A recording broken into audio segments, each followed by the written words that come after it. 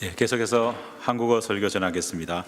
오늘 우리에게 주시는 말씀 신약성경 마태복음 1장 20절 한 절 말씀입니다. 마태복음 1장 20절 한 절 말씀입니다.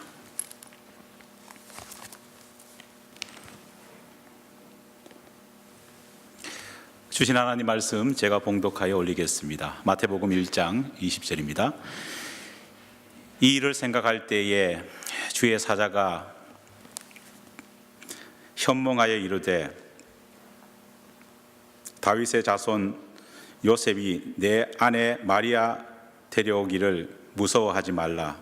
그에게 잉태된 성령으로 된 것이라. 아멘. 저도 이제 노안이 왔는 것 같습니다. 크리스마스를 앞두고 대림절이 시작되면은 예수님의 탄생 과정에서 남다른 역할을 했던 위대한 신앙인들에 대한 설교가 많은 목사님들로부터 이어집니다.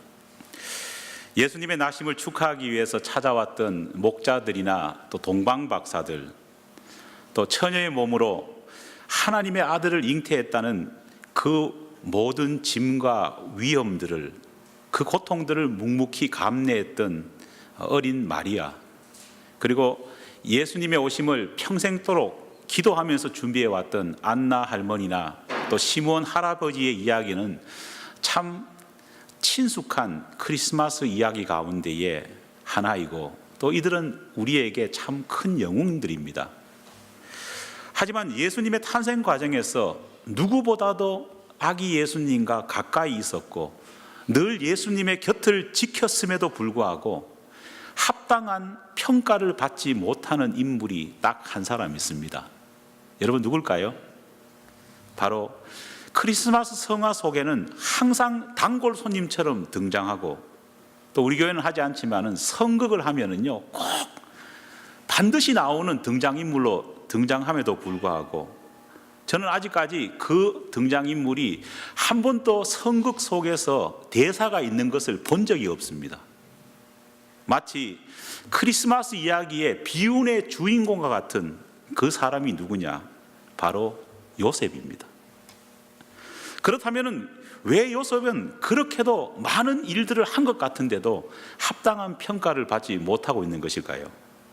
사람들 가운데는 요셉이 목자처럼 천사들을 만나는 어떤 특별한 영적인 경험도 한 것도 아니고, 동방박사처럼 귀한 선물을 예수님께 드린 것도 아니고, 안나나 시므온 할머니 할아버지처럼 감동시킬 만한 평생의 수고를 감당한 그런 사람도 아닌 그저 무색 무취의 사람이었기 때문에 그러지 않았을까, 그렇게 이유를 대시는 분도 계십니다. 사랑하는 여러분, 정말 요셉은 정체성을 잃어가는 중년처럼, 존재감을 상실해가는 가장들처럼 그런 존재일까요? 그를 향한 이런 평가가 과연 정당한 것일까요? 놀랍게도 오늘 본문 말씀은 우리가 가져왔던 요셉에 대한 생각들이 얼마나 잘못되었는지를 분명히 보여주는 대목이 있습니다. 오늘 본문 말씀 속에서 발견하는 요셉은요, 누구보다도 아기 예수님의 탄생 과정에서 영적으로나 육적으로나 많은 수고를 감당했던 정말 멋진 신앙인이었습니다. 이 시간 함께 요셉의 숨겨진 그 신앙의 모습을 한번 살펴보려고 합니다. 혹 여러분들 가운데에 이 요셉이라는 분이요, 언제 처음으로 자기 정혼 여인 마리아가 임신했다는 사실을 알게 되었는지 그 시점에 대해서 아시는 분 계십니까? 또 알게 되었을 때에 요셉이 보였던 반응이 어떠했는지 여러분 기억하시는 분 계십니까? 많은 크리스찬들이 요셉에 대해서 잘못 알고 보편적으로 오해하고 있는 것이 뭐냐 하면요, 요셉도 마리아처럼 예수님이 마리아의 배에서 잉태되기 이전에 이미 하나님이 계획하신 모든 계획을 천사로부터 듣고 알고 있었다고 생각하는 분이요 의외로 많습니다. 그래서 오래전부터 예수님의 탄생 소식과 정혼녀 마리아가 임신할 것을 알고 있었기 때문에 그렇게도 담담하게 모든 것을 받아들였다, 그렇게 생각하는 분들이 많습니다. 하지만 이것은 크게 잘못된 생각입니다. 성경은 그렇게 증언하고 있지 않습니다. 먼저 성경은 요셉이 마리아와 달리 약혼녀의 임신 사실을 미리 천사로부터 전해 듣지 못했다고 기록하고 있습니다.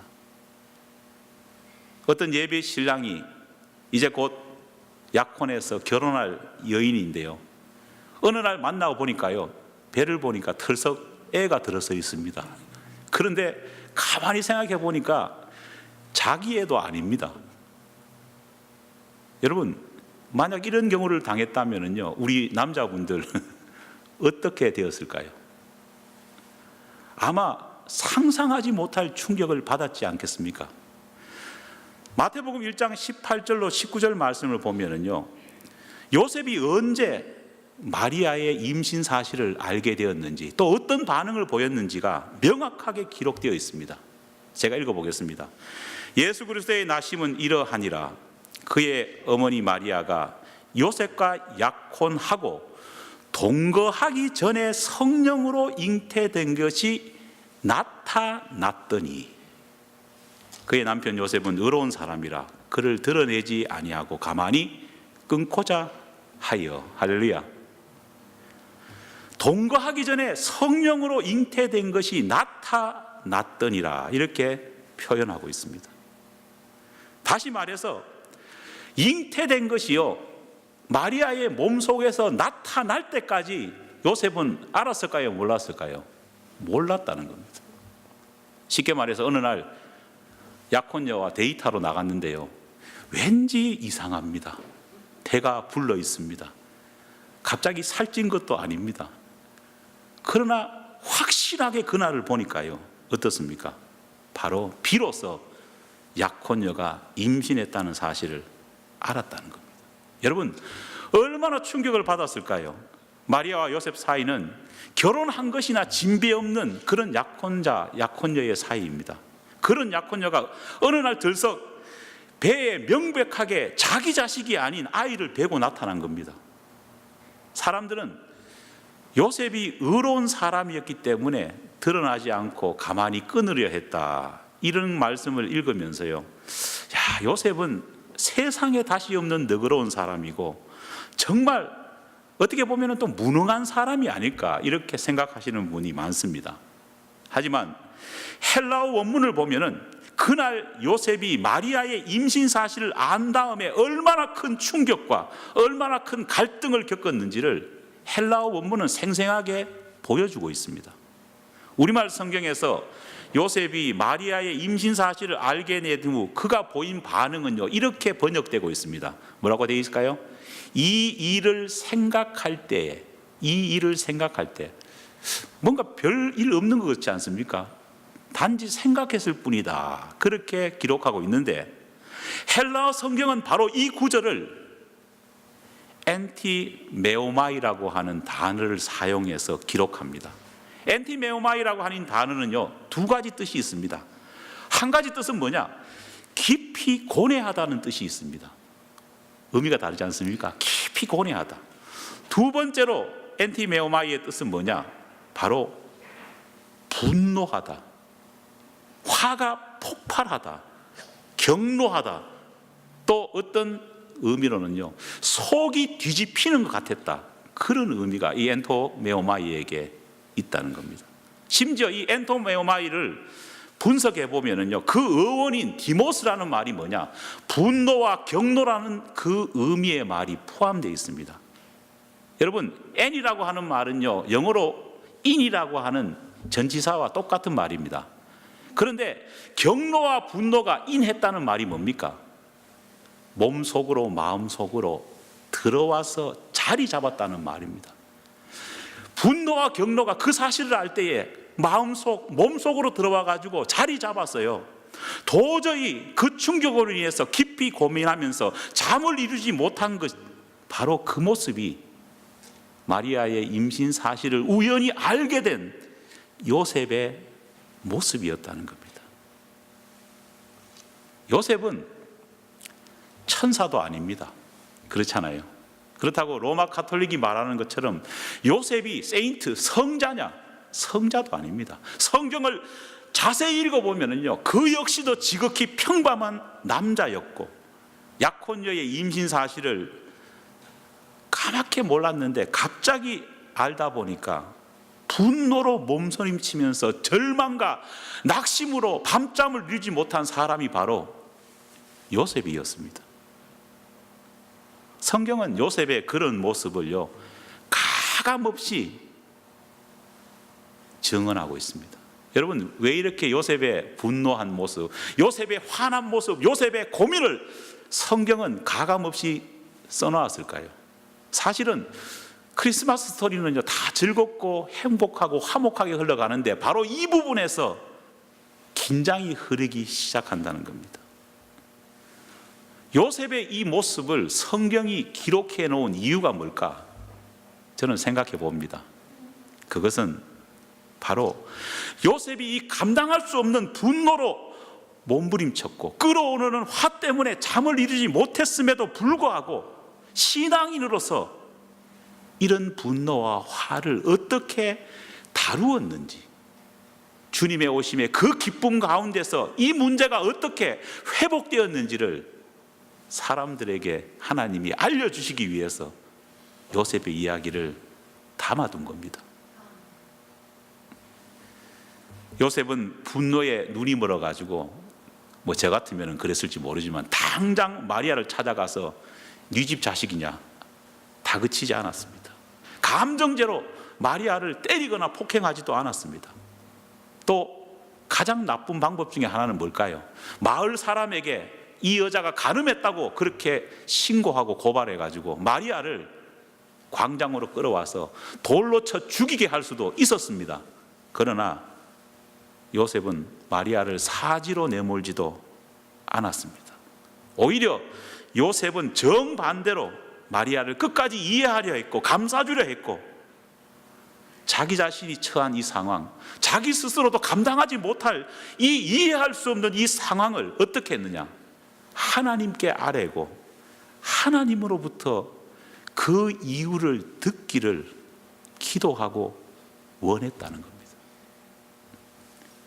그러자 그에게 어떤 일이 일어났습니까? 오늘 본문 중반부와 하반부를 우리가 주목해 볼 필요가 있습니다. 마태복음 1장 20절 제가 다시 읽어보겠습니다. 이 일을 생각할 때에 주의 사자가 현몽하여 이르되 다윗의 자손 요셉아, 내 아내 마리아 데려오기를 무서워하지 말라. 그에게 잉태된 자는 성령으로 된 것이라. 할렐루야. 자신의 분노와 자신의 화를 믿음으로 억누르고 끝까지 신앙인의 모습을 지키려고 했던 이 요셉에게, 이해하지 못하는 이 상황을 하나님으로부터 듣기를 간절히 구했던 이 요셉에게 하나님께서는 천사를 보내주셔서 시작과 끝 모든 사항을 구체적으로 낱낱이 설명을 해 주셨다는 겁니다. 게다가 그에게 용기를 얻을 수 있도록 힘을 북돋아 주었습니다. 사랑하는 여러분, 요셉의 모습을 보면서 여러분 어떤 생각이 드십니까? 우리의 믿음 생활은 분노할 것 하나 없고 화낼 것 하나 없는 그저 평안한 그런 상태가 아닙니다. 여러분, 크리스찬이 된다는 것은요, 모든 일이 순풍순풍 잘 되고 모든 일이 평안한 그런 신화적인 존재가 되는 것이 예수 믿는 크리스찬이 되느냐? 그게 아니라는 거예요. 하나님께서 예비하신 가장 좋은 구원의 과정 속에서도 우리 인간은 연약하기 때문에 그것을 받아들일 때에는요, 예상 못한 고통과 고뇌가 수반될 수밖에 없습니다. 중요한 것은 우리의 생각대로, 우리의 예상대로, 우리의 마음먹은 대로 일이 풀려나가지 않을 때 나에게 임하는 분노, 나에게 임하는 낙심, 나에게 임하는 절망감을 어떻게 신앙인으로서 신앙의 사람답게 아름답게 요셉처럼 다룰 수 있느냐가 바로 신앙의 핵심입니다. 성경은 예수님을 평화의 왕으로 오셨다, 그렇게 기록하고 있습니다. 하나님께서는 죄악 많은 이 세상, 죄악으로 가득 찬 이 세상에 독생자를 보내주심으로써 평강, 평화, 화평의 길을 열어주셨습니다. 하지만 이 평화의 길은 주님의 성육신만으로 열리는 것이 아닙니다. 요셉처럼 이 평화의 길, 이 평강의 길은 절망과 분노의 상황 속에서도 믿음의 방법으로 자신의 감정을 억누르고 자기 분노를 조절하고, 또 때로는 하나님께 매어달림을 통해서 진정한 평화를 열어가는 믿음의 사람들의 모습을 통해서 이 땅은 진정한 평화의 땅이 될 수 있다는 것을 우리가 기억해야 될 줄 믿습니다. 그런 의미에서 우리 모두는 주님의 태어나심을 통해 시작된 이 하나님의 평화, 하나님의 평강을 구체적으로 열어가는 사람들입니다. 평화의 왕, 평강의 구세주를 바라보면서 주님과 손잡고 우리 역시도 평화의 길을 활짝 열어가는 저와 여러분이 되기를 간절히 축원합니다. 기도하겠습니다.